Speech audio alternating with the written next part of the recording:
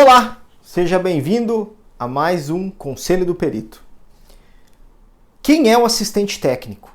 O que faz o assistente técnico? Como que se atua como assistente técnico? Uma pergunta toda hora eu recebo nas redes sociais. No vídeo anterior, até vou deixar o card aqui em cima, eu falei quem é o jurisconsultor. E aí as pessoas ficam muito confusas, tá, mas e aí, qual é a diferença do jurisconsultor para o assistente técnico? Praticamente não tem diferença nenhuma no meu ponto de vista e tal. Existe uma diferença sim, e ela é muito importante no desempenho do processo. Como eu falei no outro vídeo, o jurisconsultor ele atua no nível administrativo e no judicial. O assistente técnico ele não existe a priori no nível administrativo.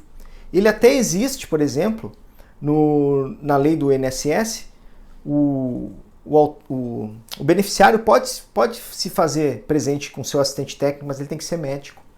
Então eu não conheço ainda nenhum processo administrativo que permita um assistente técnico fisioterapeuta nas esferas aí, seja securitária, previdenciária, dentre outras.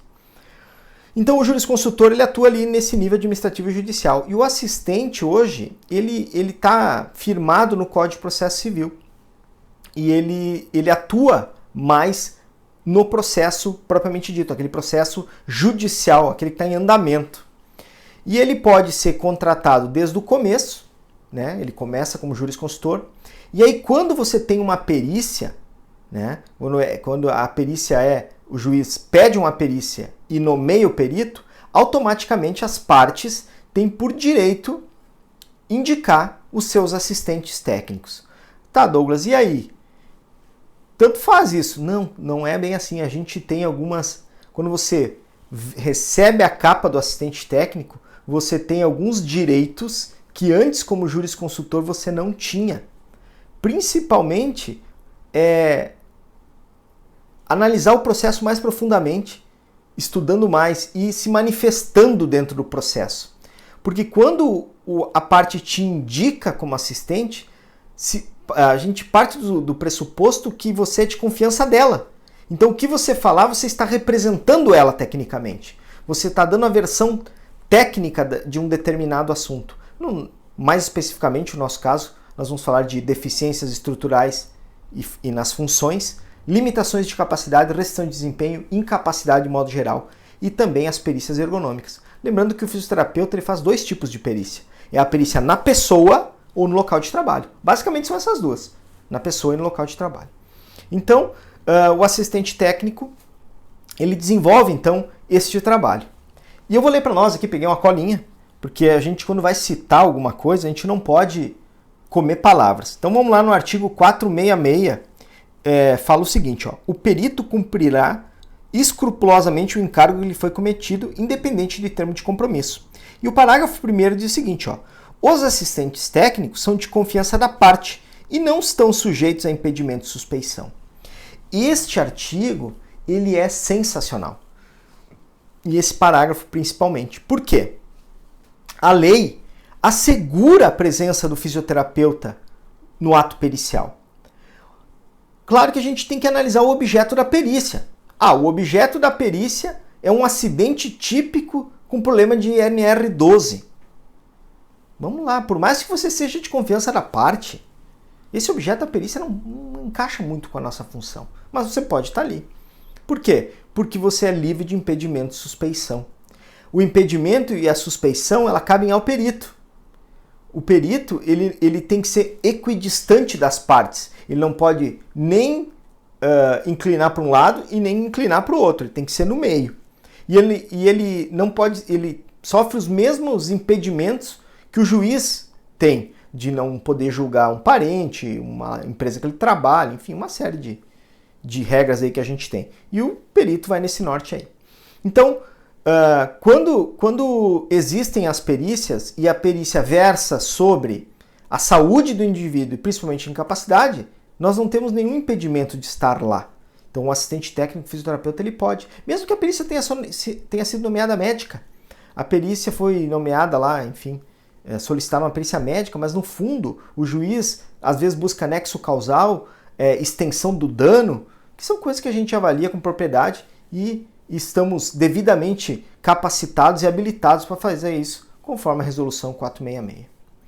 Além disso, de você, neste momento, entrar para dentro do processo como assistente técnico, nós temos ali no artigo 473, parágrafo 3º, quase derrubei a câmera, no parágrafo 3º, uma outra menção ao assistente técnico muito importante. Eu vou ler para não comer palavras. Vamos lá. Para o desempenho da sua função, o perito e os assistentes técnicos podem valer-se de todos os meios necessários, ouvindo testemunhas, obtendo informações, solicitando documentos que estejam em poder da parte, de terceiros ou de repartições públicas, bem como instruir o laudo com planilhas, mapas, plantas, desenhos, fotografias ou outros elementos necessários ao esclarecimento do objeto da perícia. Então veja só, quando você está indicado assistente técnico no processo, você pode tudo. Você pode e você tem a mesma envergadura de direitos e deveres do perito. Melhor, de direitos e deveres não. Porque, por exemplo, você não precisa responder quesitos.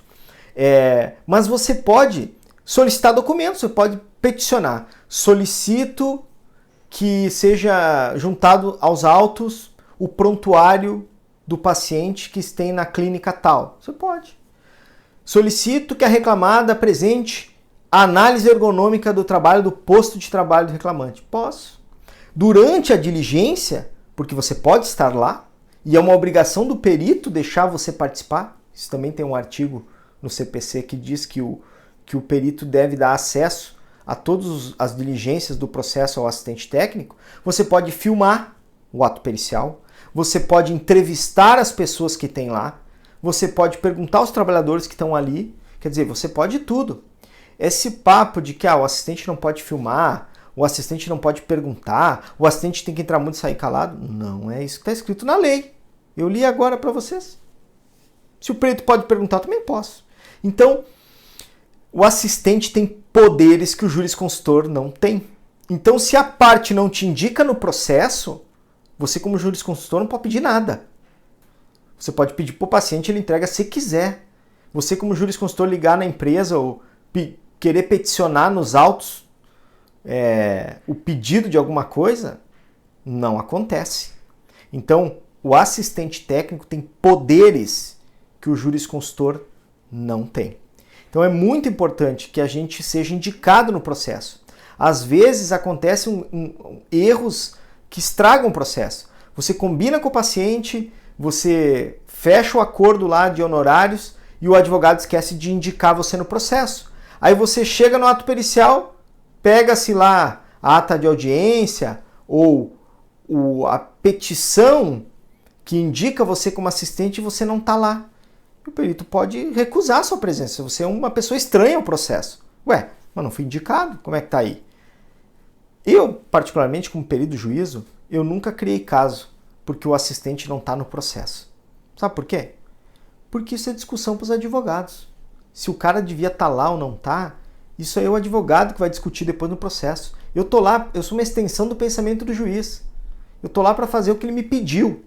Ele me pediu para fazer uma perícia ergonômica, ele pediu para me fazer uma perícia cinético-funcional, ele pediu para fazer uma perícia fisioterapêutica nexo causal. É isso que ele me pediu. Ele não pediu para me dar uma de estrelão e querer boicotar a presença de pessoas ou proibir alguém de participar. Várias vezes, às vezes o assistente não está lá e ele participa normal. Depois, o advogado que brigue, que lute para tirar o parecer do assistente dentro do processo. Porque ele é estranho, é um documento estranho ao processo, porque ele não foi indicado. Então ele tem que juntar aquilo como um parecer ad hoc de um jurisconsultor, que tem menos peso do que o documento do assistente técnico que esteve na diligência, que esteve indicado no processo. Então esse é o grande poder de ser assistente. Então fica ligado, se você fechar com o paciente os honorários, você cobre do advogado, me indica no processo, não esquece, está aqui meu nome, está aqui meu crefito, está aqui meu endereço, está aqui os quesitos, me indica no processo, não vai esquecer. Beleza? Se você gostou do vídeo, dá um joinha, te inscreve no canal, curte, compartilha, salva, comenta a tua experiência como assistente técnico, manda para o teu colega que não sabia o que era assistência técnica. E valeu! Até a próxima!